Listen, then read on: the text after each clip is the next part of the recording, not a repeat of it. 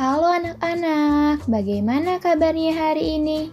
Ibu harap kalian semua dalam keadaan sehat dan bersemangat ya. Hari ini kita akan belajar mengenai gangguan sistem pencernaan pada manusia. Yuk simak materinya bersama. Sistem pencernaan merupakan salah satu bagian terpenting dalam tubuh manusia. Jika satu saja organ pencernaan terganggu atau terserang penyakit, seluruh mekanisme yang terlibat pada sistem ini tentu tidak dapat berjalan dengan semestinya. Hal tersebut tentu dapat mengakibatkan gangguan pada sistem pencernaan. Gangguan pada sistem pencernaan sendiri dapat menghambat penyerapan zat gizi yang dibutuhkan oleh tubuh. Akibatnya, tubuh akan menjadi rentan terhadap penyakit atau tidak dapat menjalankan fungsi sebagaimana mestinya. Kira-kira apa sih penyebab gangguan pada sistem pencernaan? Berikut merupakan hal-hal yang dapat menyebabkan gangguan pada sistem pencernaan. Pertama, makan tidak teratur.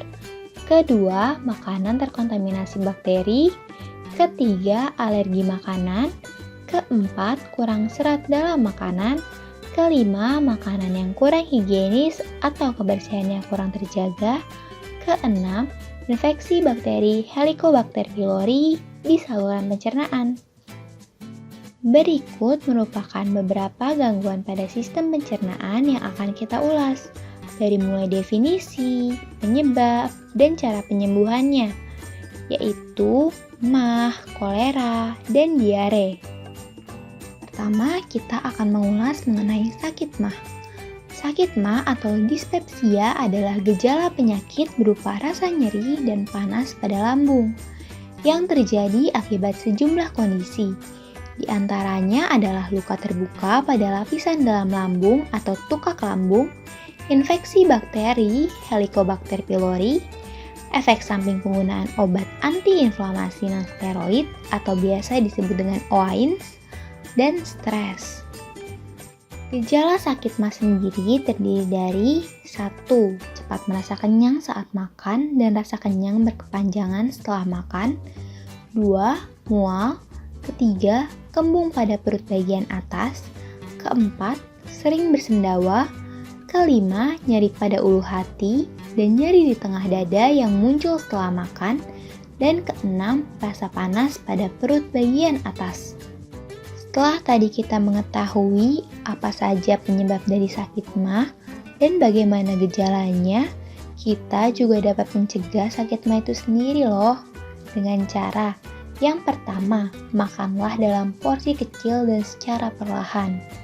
Yang kedua, hindari makanan yang mengandung banyak asam.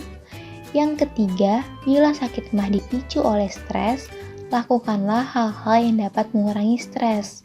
Misalnya, melakukan hobi, melakukan meditasi, atau berkonsultasi kepada psikolog. Yang keempat, jangan berolahraga saat perut penuh. Yang kelima, kurangi konsumsi alkohol. Dan yang keenam, jangan berbaring tepat setelah makan.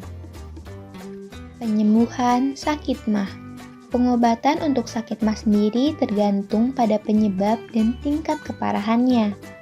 Bila gejala ringan, perubahan gaya hidup mungkin sudah bisa meredakannya. Berikut ini gaya hidup untuk mengatasi sakit MAH. Yang pertama, kurangi makanan berlemak. Yang kedua, kurangi konsumsi minuman beralkohol dan berkafein. Yang ketiga, tidur cukup setidaknya 7 jam per hari. Yang keempat, berolahraga secara teratur dan berhenti merokok. Untuk sakit MAH yang parah, pergilah segera ke dokter untuk pemeriksaan lebih lanjut. Selanjutnya, kita akan membahas mengenai penyakit kolera. Kolera adalah diare yang disebabkan oleh infeksi bakteri yang bernama Vibrio cholerae. Penyakit ini dapat dialami oleh orang dewasa maupun anak-anak. Diare yang ditimbulkan oleh kolera dapat sangat parah dan menimbulkan dehidrasi. Gejala kolera. Gejala utama penyakit kolera adalah diare. Diare yang terjadi akibat kolera dapat dikenali dari feses penderita yang cair dan berwarna pucat keputihan. Beberapa penderita kolera mengalami diare yang sangat parah, hingga kehilangan banyak cairan tubuh dengan cepat. Selain diare, gejala lain yang dapat dirasakan penderita kolera adalah mual, muntah, dan kram perut. Penyakit kolera sendiri dapat dicegah dengan beberapa hal. 1. Tidak membeli makanan yang tidak terjamin kebersihannya. 2. Tidak mengkonsumsi makanan mentah atau setengah matang. 3. Tidak mengkonsumsi susu segar yang belum diolah. 4. Minum air mineral botol atau air mineral yang sudah dimasak hingga mendidih. Yang kelima, mencuci buah dan sayur hingga bersih sebelum dimakan. Penyembuhan kolera. Penanganan utama untuk penderita kolera sendiri adalah dengan mencegah dehidrasi. Dokter akan memberikan larutan oralit untuk mengganti cairan serta ion mineral di dalam tubuh. Bila penderita terus muntah-muntah hingga tidak dapat makan dan minum, dan terus buang air, penderita perlu menjalani perawatan di rumah sakit dan diberikan cairan infus. Selanjutnya, kita akan membahas mengenai diare. Diare adalah buang air besar dengan konsistensi feses yang encer atau cair dalam frekuensi yang lebih sering dari biasanya. Gejala diare. Tanda dan gejala yang biasa menyertai penyakit diare adalah: yang pertama, konsistensi feses yang cair atau encer. Yang kedua, nyeri perut. Ketiga, demam. Keempat, adanya darah yang terdapat pada feses. Yang kelima, perut kembung. Selain itu, gejala yang paling umum ditemukan adalah rasa mulas yang berkepanjangan, dehidrasi, mual, dan muntah. Pencegahan diare sendiri dapat dilakukan dengan cara: 1. Minum air yang sudah matang. 2. Menjaga kebersihan diri dan lingkungan. 3. Mencuci tangan dan menggunakan sabun. 4.